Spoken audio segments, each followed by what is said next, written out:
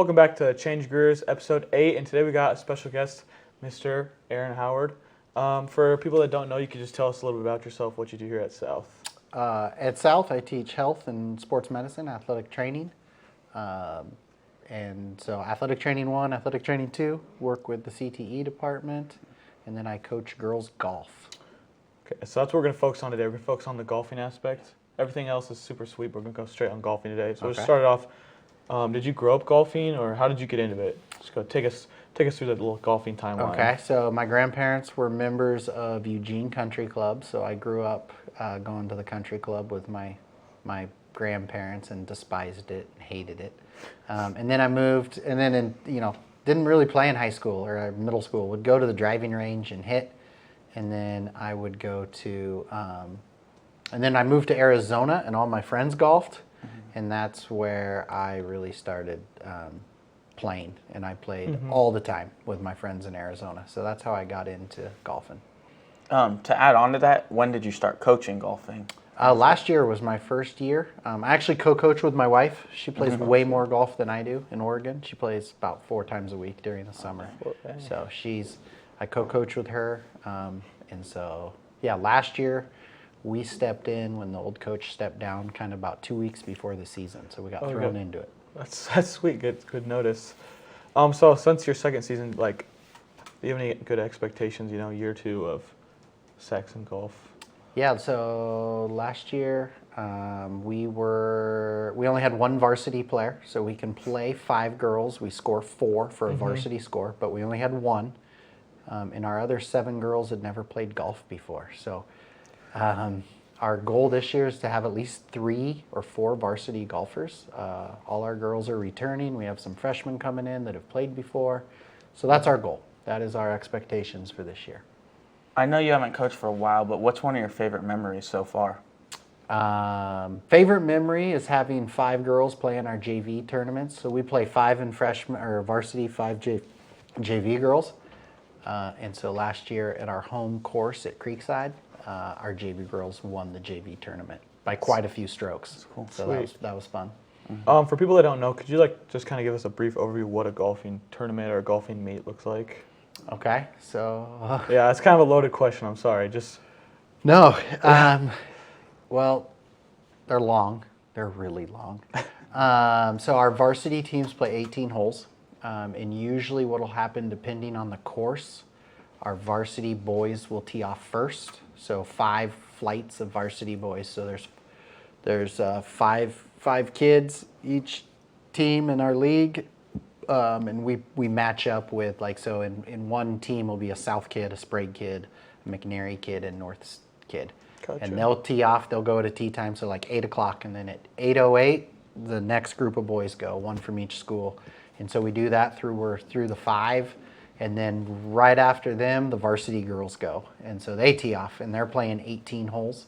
And then from there, the JV boys will tee off, followed by the JV girls. But they're only playing 9 holes. JV plays 9. Yeah, JV plays 9. So, and each team can play up to 5 kids. And then in some tournaments, we have add-ons that will play from different yardage markers. So depending on the course, the length, that's how it works. So some days we're out there a long time, and then we get there to warm up. Yeah. They get there and they're warming up on the driving range. So how does that work as a coach? Do you do you stay at one hole and watch all your golfers? I feel like that'd be kind of hard. How do you balance that? So luckily with my wife, that's true. You got to. So in golf it's weird. We're only allowed to coach from soon as they tee off. We're not allowed to help them until they finish their putt, and they're walking from one green to the next tee box. That's the only time we can actually coach them. You can't coach them while they're actually playing. No, we're not allowed to coach them while they're on a hole playing, which it sucks. It's hard. It's interesting. And then so I'll station myself for varsity. My wife works with JV because we're also only allowed 1 coach for each team. So for that, and then we will. I'll station myself between like 2 or 3 holes where I can talk to the girls as they're coming around and see how they're doing. And then at the JV level, my wife will actually follow a girl for a hole or two and then go to another girl for a hole or two and just work with them. We're allowed to coach a lot more at the JV level. But at the varsity, it's only one coach can talk to the team and the players. No parents can talk to their kids, nothing. Or else they can be disqualified. Yep. Do you have like one thing to say to a new golfer that could help them? Take lessons. Take lessons. And be patient. It's not one of those things you're going to pick up right away. You're always going to change. Swing's going to change as you get better. But take lessons to help with bad habits. And then after that, like, go play. That's how you get better, is playing. Do we have a home course at South? We do. Creekside. It's Creekside. Creekside is ours. Creekside is our home course. They take really good care of us. So go out and visit their restaurant. And you can, how does practice work? You go there and golf every day after school? So we are on, because they have Willamette, Corbin, and Salem Academy also practice there. We're allowed 2 to 3 days a week where we'll go work on the driving range, the putting green, and then our girls will go be able to play a few holes. So all our tournaments are on Mondays. But so like Tuesday, Wednesday, we're out at the course. Thursday, we do an optional. And Friday, we take off. We don't do anything on Fridays. When you're coaching them, are you like help, I don't understand, like, are you helping them just fine tune things on their swing? It just kind of depends for everybody, or? Depends for everyone. So like if we have a player who's actually taking private lessons, we'll just ask what do they want you working on, and we'll help them with that. For our new players, we're helping with alignment with the ball, what club to use in a situation, putting drills.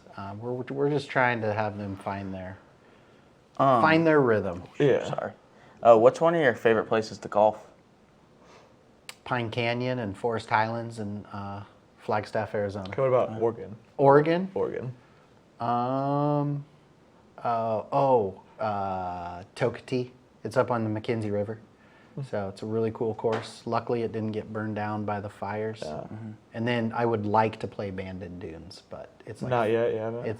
I haven't. It's like $300 a round. So that's pretty rich. I need your best golfing memory for you personally. For me, Like personally, you playing, you got you hit a hole in one type of thing. I have not hit a hole in one. I've hit the flag stick a couple times. Really? And bounced it out. I've hit such a bad shot. I skipped it off the water and landed about 2 feet from the hole. So that's. You did that on purpose. I don't know. Yeah, you would hope so. I think a lot of it's just being out with friends on the course and laughing and having a good time. Yeah, for sure. But I'm yet to have a hole in one. You said your wife golfs 4 days a week. How often do you get to golf?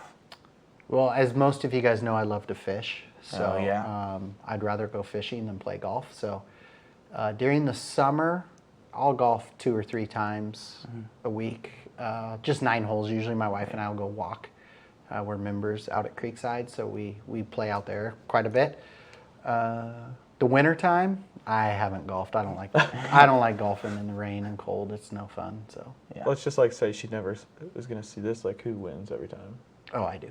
You do? Even though she golfs more? Her goal is to beat me. She just started golfing when we moved up here, but she's got fitted clubs, new driver. She's got the whole. She's got a putter that's, yeah. So spent a lot of money on a putter. She actually, for 9 holes one day, did beat me. I did not play well, but That happens if we play 18, it's not even close. You pulling away? Yeah, it's not. One more question for you. Yeah. Have you ever broken a club? Over your knee or? Okay, true story, yeah. Yeah, get ready. So I used to be really, so those of you guys that know me, I'm really competitive in everything I do. And so I was playing with some friends in Arizona where I lived, and I was keeping a handicap and I wasn't playing very well, and I hit a bad shot. And I went over to my golf bag with my 9-iron, and I hit my golf bag so hard, I ended up just putting the club right in my bag. And that was hole 16. I still remember it. And so I go down to the next hole, play it, and I get to 18, and I need my 9-iron. I hit, up there, hit it 150 yards, so I need my 9-iron. I go to pull it out, and it's bent it's got just a big bend in it. Where you hit the bag? Yeah, where I hit the bag. So I'm like, oh my God, that's an expensive lesson. Like, don't get mad and hit my bag. Well, I got back to the clubhouse. We went in and did what golfers do after golf. and I go back out to my truck, and I'm like, oh man, I need my cell phone. And I reach into my golf bag, and my cell phone's like in 5-6 pieces in the Oh, that's horrible. screen shattered. So Double. where I hit my golf bag is where I had my phone. And so since that day, I do not take golf serious. Like it is, Like I that was the go to last- relax. Like, Yeah. but I've had a friend throw a club into the water. I've had a friend throw a club into the forest. I've seen a friend break a club over his knee.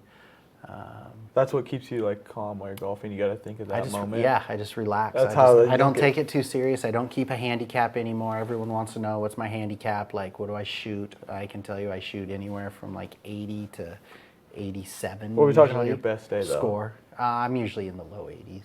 That's like your best. Yeah, Gotcha. yeah. I'm not a 70s golfer. I get too nervous when I get close and I have a blow You up. can go, yeah. So, but yeah, that's my. So yes, I have broken a club. Yeah. Yeah. Yep. I love it. Not a prime moment for me. And a phone. I've never broken a fishing pole being mad though, so that's better. Well, that's harder. That's definitely harder. Yeah. Well, we appreciate having you on, and I just Yeah, want to thank thank you. you. Appreciate you. it.